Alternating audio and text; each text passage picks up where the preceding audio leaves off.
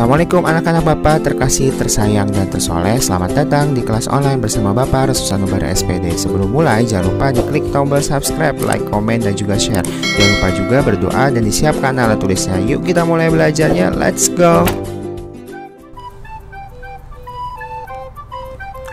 Bismillahirrahmanirrahim. Assalamualaikum warahmatullahi wabarakatuh. Hai anak-anak semuanya, apa kabarnya? Semoga dalam keadaan sehat walafiat. Alhamdulillahirrahmanirrahim, senang bisa berjumpa kembali di dalam video pembelajaran PPKM bersama Bapak Restu Sanubari. Sebelum mulai, Bapak mengucapkan banyak terima kasih atas support dan juga buat kalian yang sudah subscribe channel Bapak. Buat yang belum, silahkan di subscribe.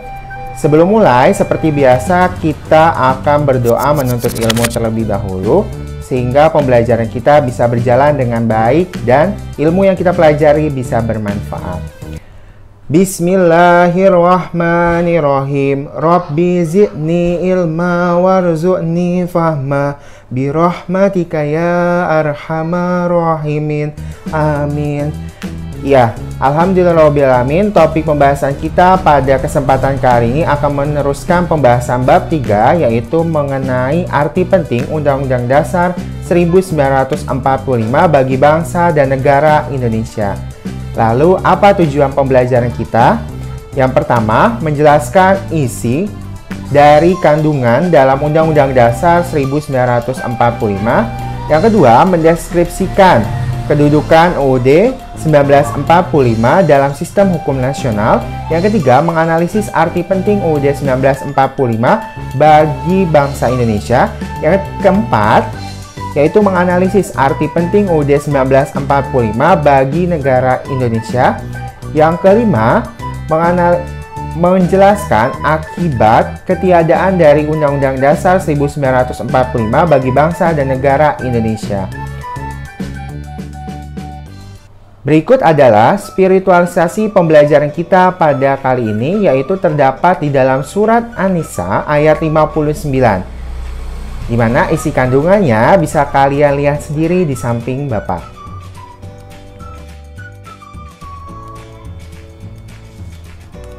Sebagai warga negara yang baik, kita harus mengetahui hak dan kewajiban kita sebagai warga negara. Hak adalah segala sesuatu yang harus diterima sebagai warga negara, sedangkan kewajiban adalah segala sesuatu yang harus dilakukan sebagai warga negara. Ketika kita sudah mengetahui hak dan kewajiban kita sebagai warga negara, kita diharapkan bisa menghormati hak orang lain dan mampu menjalankan kewajiban kita dengan baik, di mana hak dan kewajiban tersebut terdapat dan termuat di dalam Undang-Undang Dasar 1945.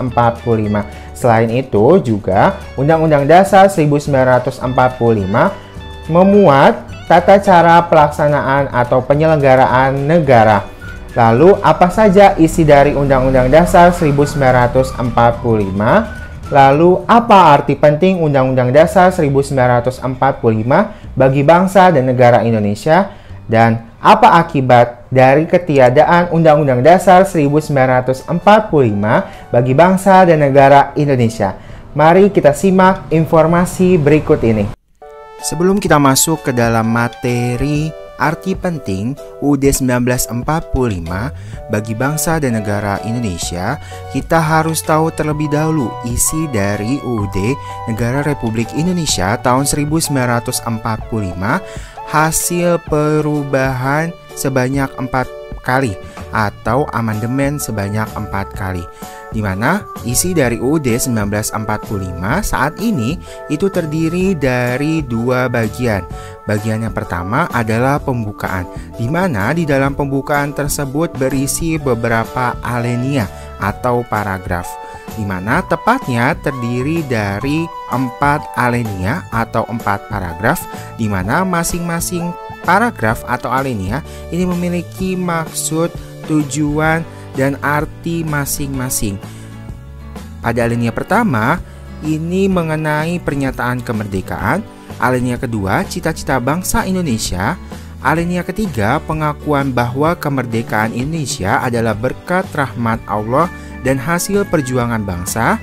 Alinea keempat, tujuan negara yang hendak diwujudkan pemerintah, bentuk negara Indonesia, alasan diadakannya UUD, dasar negara dan pokok-pokok pikiran.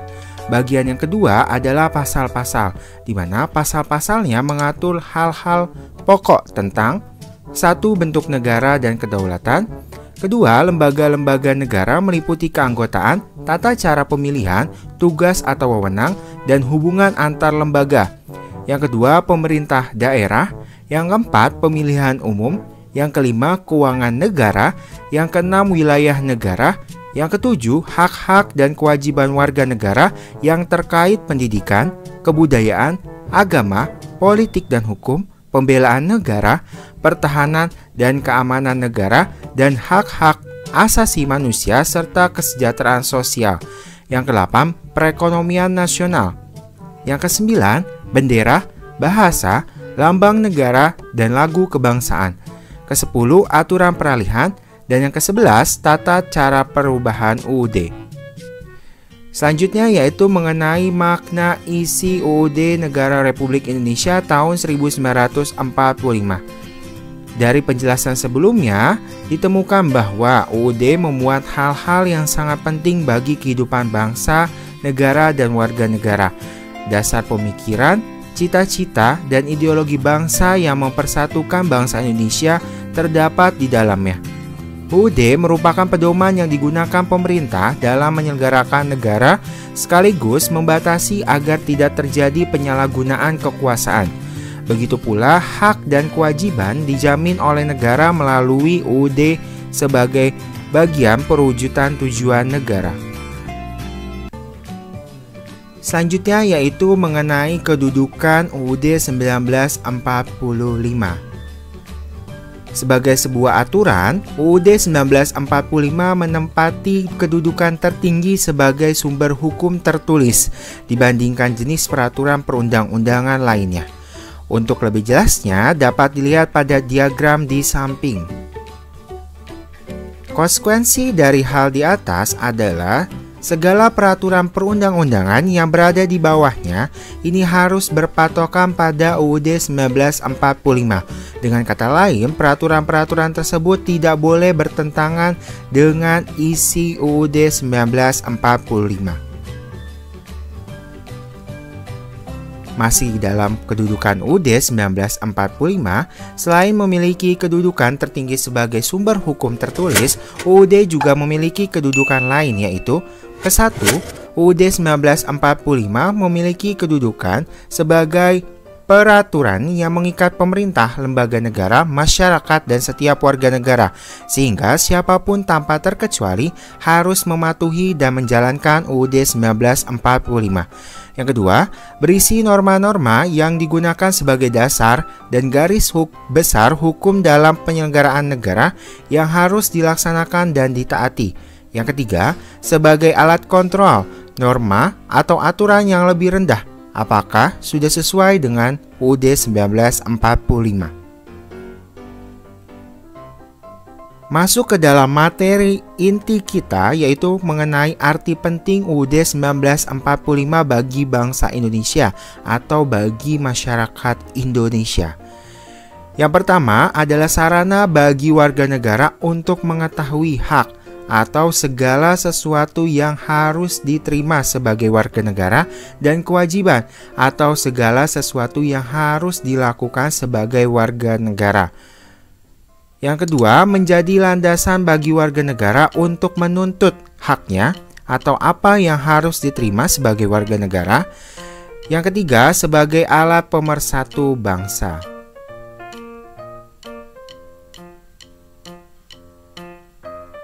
Selanjutnya yaitu arti penting UUD 1945 bagi negara Indonesia. Yang pertama, mengatur penyelenggaraan pemerintahan negara. Yang kedua, mencegah terjadinya penyalahgunaan kekuasaan. Yang ketiga, menciptakan keharmonisan antara pemerintah dan rakyat. Lalu, akibat apa yang akan ditimbulkan jika tidak ada UUD 1945? Yang pertama, warga negara tidak menyadari hak dan kewajibannya.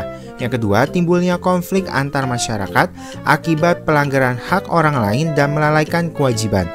Yang ketiga, masyarakat tidak memiliki dasar atau landasan dalam memperjuangkan haknya. Yang keempat, tidak adanya aturan yang jelas dalam penyelenggaraan pemerintahan. Yang kelima, beresiko terjadinya penyalahgunaan kekuasaan oleh oknum pejabat negara. Yang keenam, terjadinya ketegangan atau konflik antara pemerintah dan rakyat. Yang ketujuh, jika tidak ditangani, akan menyebabkan perpecahan seperti perang saudara dan ancaman perpecahan bangsa.